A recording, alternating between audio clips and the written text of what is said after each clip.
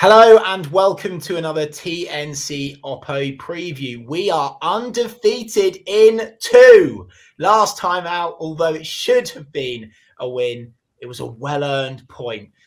At least I keep telling myself, against Brighton at home. Up next, it's time to see whether we've got what it takes to do any damage and possibly get a result to the European champions and Premier League title contenders, Chelsea. And who better to give us all the latest Chelsea insights than these two lovely lads? They've been on for a Billy Gilmore chat already this season. Fellow content creators. Firstly, Daniel Childs, aka Son of Chelsea, and the one and only Younes of Younes Talks Football. Younes, I'll start with you if it's okay, matey. Only one defeat for your boys, if I'm correct in saying, this season. What's the mood like at Stamford Bridge at the moment? It's good. It's good. We're happy with the way that it's going. I mean, yeah, one defeat. We've conceded only 3 goals the entire season. So honestly, it's a really good feeling at the moment. But I think Dan will agree here. We can do better. We're not completely satisfied. Like the way that we're playing, we feel like we're not scoring enough. We're defending well. There's still little things that we need to sort out. But with what we've done so far, top of the league, happy days. Younes, you said you're not scoring enough. You're not scoring enough. You have no idea. The standards are high. Mate, we've scored 1 goal from open play this season. How dare you come on this podcast and come out with that sort of nonsense? On that note, though, Daniel, a really good point from Younes. There's obviously a concern, potentially, allegedly, for you guys going forwards in attack. And I want to talk about that last game against Brentford. Maybe neutral fans will look upon that game and say, oh, that was close. Newly promoted side, scraped it. Benjamin Mendy was absolutely ridiculous. And for me, is the best goalkeeper in the world right now, which will be music to your ears. And I personally think that. Is there any cause for concern after that result, Daniel, or is it something that's going to be brushed under the carpet and back to winning ways against, whitewashing teams against us? I mean, I'm pretty confident Chelsea can continue winning games. I think it's more, as Younes alluded to, like the style of the way we're playing at the moment, and it's trying to. There's kind of a problem at the moment. You know, Chelsea are not creating enough high quality opportunities. You know. I don't know how much you're into XG. I think Jack's kind of maybe an anti-XG person, but, you know, I'm quite into it myself. And it was our second lowest against Brentford. And, you know, if you're someone that's into sort of trends of XG, it's the way we're playing so far is unsustainable for a title challenge. You know, we are fine margins at the moment. You know, we're having to be so ruthless in front of goal when we do get limited chances. And at the other end, Mendy is having to pull off worldies at times. I think with Brentford game, I expected it to be a really tight game. I expected it to be a tough challenge for Chelsea. I can't say I'm overly stunned. I think the way I was surprised was how much of an onslaught it was in that final 20 minutes. It was the only game I can remember. It was like Barca 12 levels of, like, if you remember that semi-final in the Champions League where we had 10 men against Guardiola's Barcelona. Like, at times I mean, I had a headache after the game. The amount of throw-ins. I think I had nightmares about throw-ins during the night after, because it was horrible. It really was. But I don't think I'm overly concerned because, you know, our back 3 was under the age of 26. Malang Sarr, one of them who had a decent game, was playing his first ever Premier League. You know, competitive game, only second game for Chelsea in total. And we had some other alterations to the team. So there are players to come back that are more regular. I don't think it's that much of a concern, to be honest. I'm just more thinking about the attack, actually, which is probably not what you want to hear, because I think Chelsea need to click, and I'm sort of looking at Norwich as the start of that, unfortunately for you. I'm sorry, I need to stop you there. You're just saying Chelsea need to click. You're top of the league. Do you know what? By the way, as well, on a different note, I'm going to rant a lot. I'm in a bad mood. We're in the bottom league, and we're still not making football. Do you know what? I'm already so sick with jealousy about Brentford, and you have literally just compared them to Barcelona, and that for me is just like rubbing salt in the wound. So thank you for winding me up about Brentford even more, Daniel. I massively appreciate that. You just be honest with me, mate. Can Norwich do any damage to Chelsea at Stamford Bridge on Saturday? Realistically, I'd expect that Norwich should be able to, but right now, the way you guys are playing, I don't see how it's going to happen. Like on paper, especially with the last couple of seasons, I look at Norwich. Before the season started, I'd looked at Norwich and we spoke the whole Billy Gilmore time. We were excited for what Norwich were going to do. We remember this convo. We were all like, yeah, you know what? This is a good place for Gilmore to go. Norwich are actually going to be playing well. They're going to do bits. I'm looking forward to this.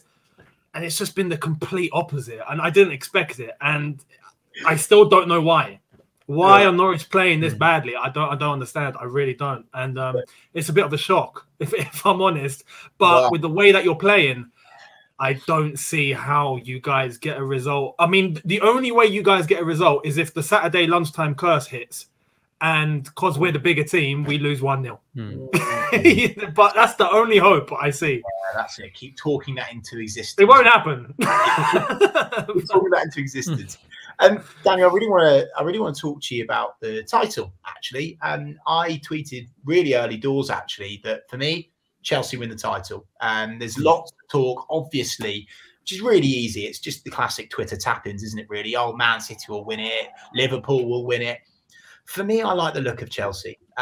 Such a solid spine and a team, not a bunch of individuals that are trying to blend. I disagree with you. I don't think you need to click. I think you've already clicked. The fact that you are winning games that arguably, like against Brentford, for me, that should have been a draw.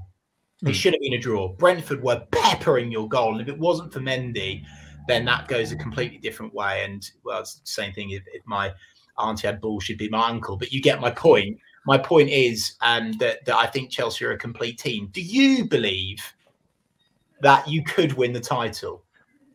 Yeah, I think we could. I mean, the positive way to look at what I would consider to be not the most amazing start to the season is that we've gained 5 points on identical fixtures last year, and we are already doing things at Chelsea. Chelsea's biggest problem in recent years has been losing or drawing the games you expect us to win. Our issue, especially under Tuchel as well, is not in the big games. Us losing to City, I can sort of take because we beat Aston Villa, we beat Arsenal away from home, we beat Southampton, especially those three teams there, Arsenal, Southampton, Aston Villa, three teams we either lost or drew to last year. So to gain points on last season is already a big thing. And the fact that Chelsea, it's that stereotypical thing, you know, if you can win when you're not playing well, that's the sign of champions. Even though I kind of doubt, as I say at the moment, whether the exact way we're playing is that sustainable. I have to say, I don't think it is to compete with the levels of creativity that Liverpool and Man City have as teams that have played together for about 4 or 5 years now, you know, compared to Chelsea. I understand your point in terms of looking at us as a base. I mean, that Champions League win mentally, I hope has done the world of good to that squad in terms of their confidence that they can grind out results. I think also the way Tuchel has integrated players that you probably wouldn't have expected to feature so far this season, the likes of Ruben Loftus-Cheek, who could very well start on Saturday, the likes of Ross Barkley out of nowhere, who impacted the game against Southampton with a Cesc Fabregas. It was like Fabregas playing in Diego Costa. It was wonderful scenes.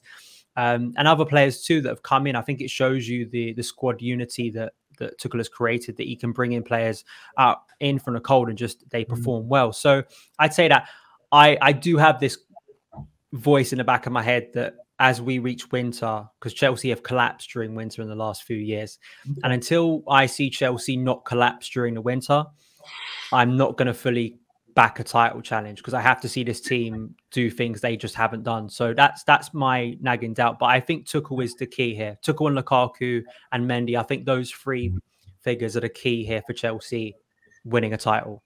Speaking of Lukaku, Younes, I want to go to you on Lukaku. Arguably dropped in form recently, but also want to open it up to you to talk about potentially your informed player going to this game against Norwich, because it'd be very easy for us to sit here and say, you know, Lukaku. And to be fair, I really do think Lukaku will bully us. I think he'll really drag our defence all over the place at the weekend. I have to admit, is Lukaku the main man, so to speak, or is there anyone else maybe that we need to be careful of? Yeah, Lukaku at the moment is seen as, you know, the talisman, the go-to guy, because he was brought in to do the one job which, you know, we really desperately needed, which was to try and find a goal threat and start putting chances away with the limited chances that we created, I'd say, last season. And even now we seem to be going in that motion again. But having a Lukaku up there is a distraction for many defenders, and it creates space, and, you know, it opens things up. So not just that, but you give a ball to Lukaku and chances are he's going to find the target. So, yeah, absolutely. And, you know, hopefully he picks up form. I'm not going to entirely blame him, though. I know many people from the outside are looking at Lukaku going, oh, he's not banging in goals. What's wrong with him? There's actually nothing wrong with him, I feel. It's just the service to him has been atrocious. And if you're watching Chelsea, you see him make these deadly runs, and he's pointing and he keeps telling everyone, I'm there, I'm here, give me, and he just doesn't get it. And you see him just put his arms up in the air like, what are you guys doing? So hopefully that is going to, you know, get fixed, and hopefully with the next few games, starting with Norwich, because our fixture list now seems to be quite sensible and quite good to us. So hopefully that gets us going. But yeah, overall in terms of inform, Dan said him, Loftus-Cheek right now seems to be firing, and he's a lad I don't think any of us expected to be playing the way that he's playing at the moment. Not this quickly anyway. So Loftus-Cheek for sure. And I have to say, Ben Chilwell, and before him was Alonso. But that left-hand side, I mean, to be honest, if we run out of strikers, we can just play Alonso and Chilwell up front. I think we'll be all right. So yeah, probably Chilwell, if I'm honest. Yeah, there's players all over the park for Chelsea. And that's why I say there's just so much resource for you boys. And I must admit, I'm going to have a go at you now. Both of you need to get a sense of perspective. You seriously do. You've said things like it's not clicking. There's not enough service to Lukaku. You think there's not enough service to Lukaku? Imagine watching Norwich and seeing Timu Pukki doing the same thing, but not getting the service. You boys. Let's talk about something that's going to equally frustrate us. Billy Gilmour, the mystery of Billy Gilmour at Norwich City. It's now become a problem. It's a problem for Norwich City. It's a problem for Chelsea. Daniel Farke's come out in the press saying it's not his job to develop other teams' players, which is an interesting line to say the least. What's your take on that, Daniel? And would you take him back in January? I think it depends where we are in January regarding his playtime. Funny enough, I wrote a piece about this for Football London earlier today in terms of analysing sort of destination for young players and kind of this debate that's had amongst Chelsea fans on Twitter between the quality of loan in terms of where you're going, in terms of maybe Premier League, Championship, abroad, or just minutes, just getting minutes no matter where it is, whether it's in League One, the Championship, you know, a really unfavoured team. And is that better development for you than going to a really glamorous team? I mean, I think Ethan Ampadu, tracking his loan development in recent years, has really proven this. He went to RB Leipzig when Julian Nagelsmann was there and Timo Werner was banging in goals. And at the time, Chelsea fans were really excited about that. He's going to Leipzig. But it turned out to be an awful loan for him because he barely got in the team. And all right, culturally, maybe it was great to play in a team coached by Nagelsmann, who's obviously at Bayern now. But for his development, it wasn't good. And then last season, he went to Sheffield United, where he got more minutes, but Sheffield United were absolutely awful. It probably wasn't the best environment. So it's a really delicate situation. I mean, I find it confusing that Gilmour isn't starting nearly every game for Norwich at the moment. I have to say, I think that when you watch what he did at Chelsea, I think he's kind of in this weird position where I think he's actually proven he's good enough to play for Chelsea already. It's kind of this weird political thing at times where he has too many players in front of him. You know, he isn't going to start in front of Kante. Jorginho has decided to have the best year of his career, which probably hasn't helped Gilmour's chances to get back in the team.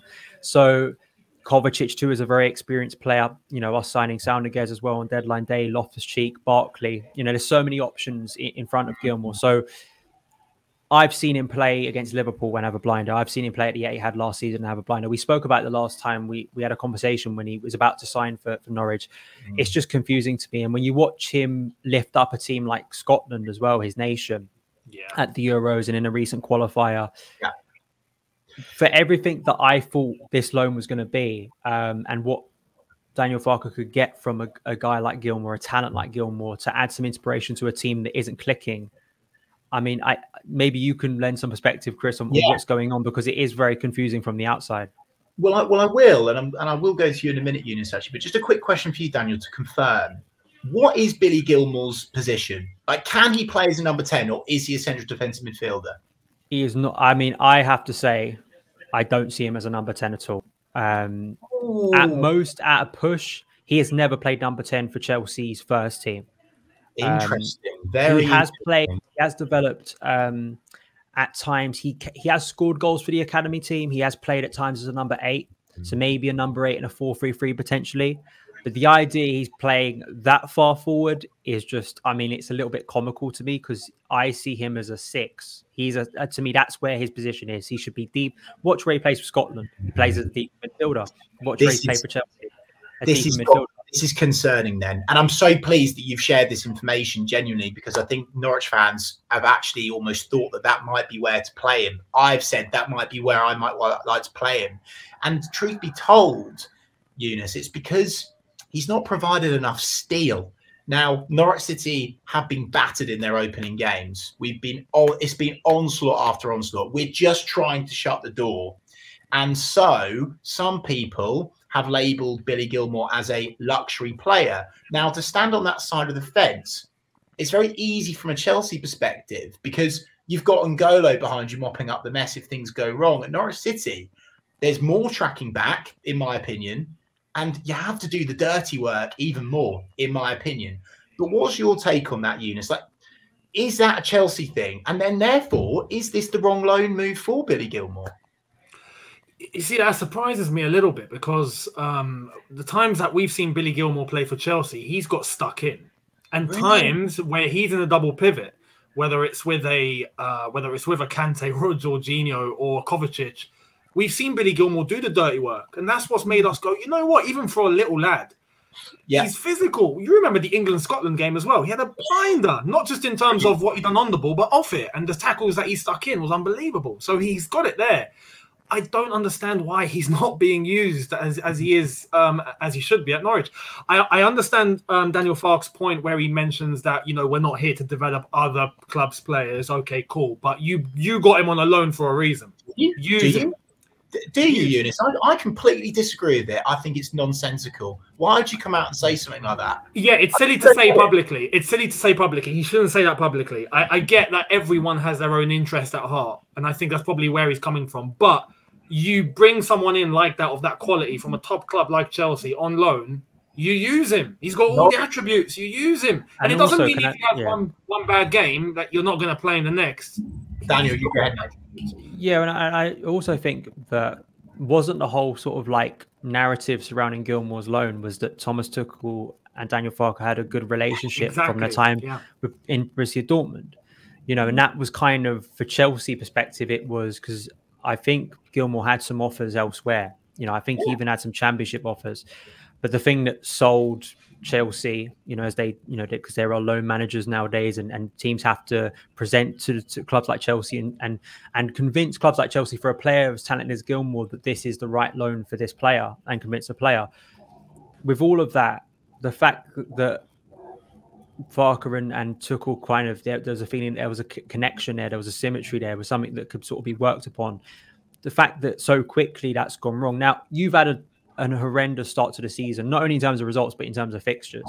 And it's the reality of Premier League football. It's the reality of modern football, isn't it? You know, results at the end of the day. And I find the positioning one more confusing than him not playing every single week. Like, weird, like if you're going to play him, but then you play him in a position that he most likely is not going to feature in at Chelsea.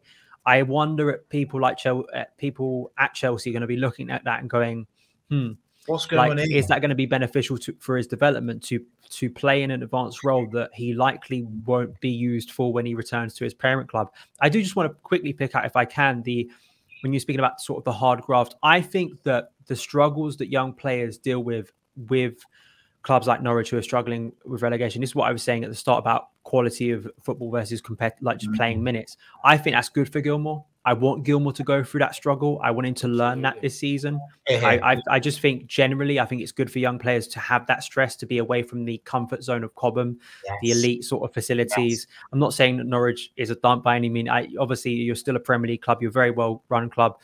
But I think that the the struggles that he'll have, the questions that will be asked of him, the solutions he has to come up with, I think as a player are very important to his development. That the likes of Mason Mount, Trevor Chalobah now in the first team, who's been at places like Ipswich and Huddersfield in recent seasons, those players, Reece James too at Wigan, surviving a relegation battle, those make those players more mature. So when they come back to Chelsea, they look ready. So once again, I think it's the combination of him playing more, getting that experience on the pitch, but the pressure on Farke at the moment to gain points, which, might mean that Gilmour doesn't play. But I just think he's quite clearly, I mean, I know it might sound harsh, I think he's your best midfielder, in terms of the talent he has. Best, at least deep midfielder that you could get, a central midfielder who could develop into one of the best in Europe. I don't disagree. It was by far the most exciting signing of the summer, in my opinion. I'm sure people in the comment section or on social media, wherever you're watching this, will agree with that. I'm really pleased, by the way, Daniel, that you've said that it's really good for his mentality to go through this experience, to get out of that Chelsea comfort zone. I really don't like the arrogance sometimes that comes from the bigger clubs. We can't give Billy to little old Norwich, but he's going to learn a lot more at Norwich than he is at a lot of other football clubs. And right now, he'll be learning a lot, believe me. And I'm sure he will say, and I'm sure he is enjoying his time at Norwich. He has said that publicly as well.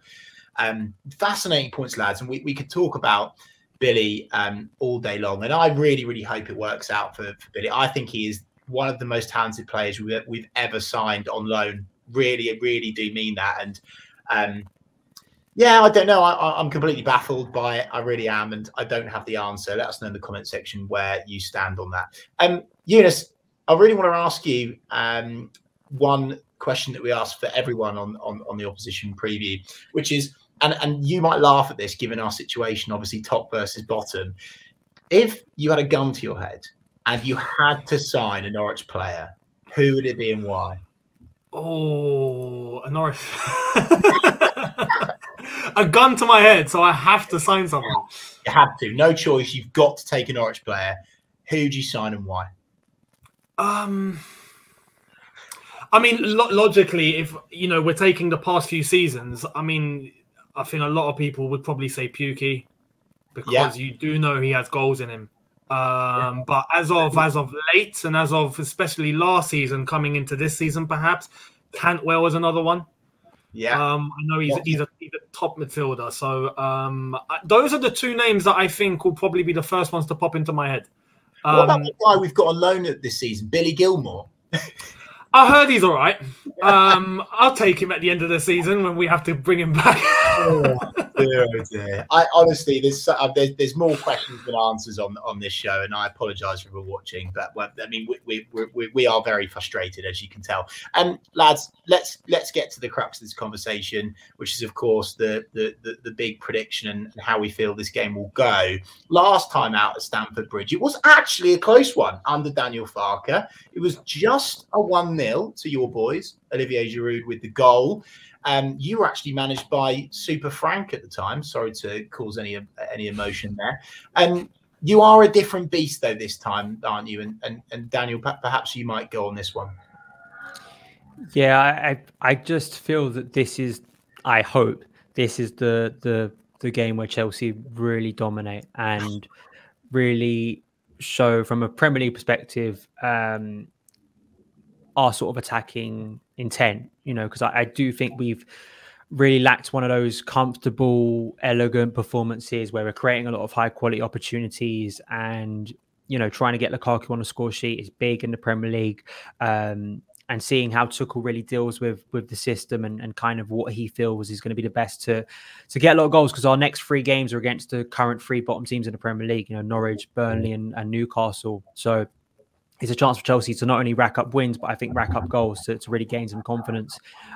So I do think it won't be like the last time. Very different Chelsea team. And I kind of feel that, this needs to be a pretty solid win by Chelsea, a pretty comfortable one. I do wonder, approach-wise, looking at the way I believe you've changed formation recently to a 3-5-2 from the last game. So you could be matching up Chelsea, which kind of leads me to believe you're going to be sitting back. But I like that, because I think Chelsea, need to learn how to break down teams. and seeing how tactically Tuchel deals with that. And maybe it's actually a bit refreshing to face a team that we need to break down, because we've actually faced a lot of teams this season who have attacked us, and sometimes we've struggled with that. So I think it'll be a good test for Chelsea, but I just can't. I just think it'd be a terrible result if we don't win, and we don't win comfortably as well. And I don't mean to sound insulting. I just think Chelsea at some point need to win a game by 3 to 4-0, and maybe this is the one. I almost took a positive from that, about the fact that we've changed formation, the fact that you've not faced a team like us this season that is going to come to Stamford Bridge and park the bus, no doubt. We'll try and hit you on the counter, but we're not playing with wingers. So let me tell you now, we ain't going to hit you on the counter. Right. Head-to-heads from over the years, boys, predictably is, of course, in your favour. We've won 14 games. You've won 24. We've drawn 18 times. So, Younes, I will come to you first for your score prediction, please. But on TNC, we always do it differently. What was your head saying?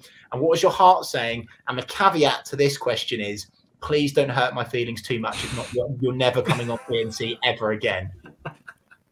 Fair enough. Fair enough. I'll try and resonate that. I think I'm with Dan on this. I think it's going to be quite, I wouldn't say too comfortable, but it should be comfortable enough. And especially at the Bridge, another factor. If it was Carrow Road, all right, maybe that's something to take into context. My head is saying Chelsea 3, Norwich 0. What's your heart saying then? And my heart saying 5-0. Oh. But I'll tend to go in my head, because we have a thing, as we've already spoken about, where we have to try and create chances. What I think is going to happen is that first goal might come a little later than expected, maybe towards the latter stages of the first half. But then once Norwich do concede, I think the floodgates will open. Well, this is really interesting, because let me tell you, boys, we are top of the league for something this season. Least goals conceded in the second half. So maybe you're going to have to break us down early. I do think it will be easy, but that's by the by. Daniel, let's go to you, please. Head and heart. What score predictions, please?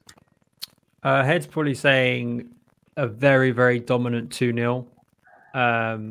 Like a 2-0 that we've had before against the likes of Burnley, where we pretty much limit you to very few chances at our goal. We miss a few opportunities, but it's pretty comfortable. Chelsea deal with the game, maybe get 2 goals pretty early, and then it's maybe a third very late on. My heart wants us, a bit like Younes. My heart wants to see us. I'd like to see, especially in person, Lukaku score, because I haven't seen it so far this season. I haven't been to the games where he scored, especially against Aston Villa. So I'd like to see that, and I would like to see a 4 to 5-0, because I just think is kind of thinking more about Chelsea than Norwich here. Seeing the likes of Liverpool win a few games dominantly, Man City doing similar. I just think it'd be nice for confidence for the rest of for the team and for the fans as well, to see that and to say, we can beat a team 4 or 5-0. We can do it. There's no problem here, and kind of match them, and hopefully we'll obviously still be top of the league after that. So my heart's saying about 5-0, unfortunately for Norwich. And I think that'd be a big win for Chelsea. I can just about stomach a 2. If we're going to lose, I can just about stomach a 2-0 loss. But anything more than that is going to hurt big time. It really, really is. Younes, just quickly, I've not planned this, of course, but that's what we do on TNC, of course. Is there any chance that you're going to rest players for this? I don't think so. I mean, yes, obviously there's the fact that we've got Champions League football and we've got games in midweek, especially now with the fixtures. But we've got Malmo tomorrow. So that's probably where we might go a little easier in terms of rotation. But on the weekend, I think the Premier League's important. We want a title challenge, so we'll go all out, I think. I think there may be a chance that Lukaku's rested for the Champions League game, so he can come back for Norwich. Well, exactly. Boys, you've got that all wrong. Rest up against Norwich, play a full second string side. To be fair, even a second string side. Billy Gilmour may get in it. Yeah, he'll play a half for each. Oh dear. Boys, my score prediction. My heart is saying 0-0. My heart is saying 0-0. I think this could be I mean, and I'm saying it, I don't truly believe it, but I'm going to say my heart 0-0. My head is saying 3-0 Chelsea. I just can't see how we get through a side that defend so well, that attack so well, that take chances. The goalkeeper's world class. We're not creating any chances. So there you go. Let us know your score predictions down below in the comment section. Boys, thank you so much for coming on TNC yet again. I really, really appreciate it. No worries. No problem. Thank you for having us, man. That's Absolute pleasure. And thank you so much to everyone for watching. As always, if you've enjoyed this video, do make sure you give it a thumbs up on YouTube, share it on social, get involved in the conversation. Always happy to engage. And fingers crossed, the next time I speak to you, lovely lot, will be after the biggest miracle, shock, horror result of the season, where we get a win against Chelsea at Stamford Bridge. On the ball, City.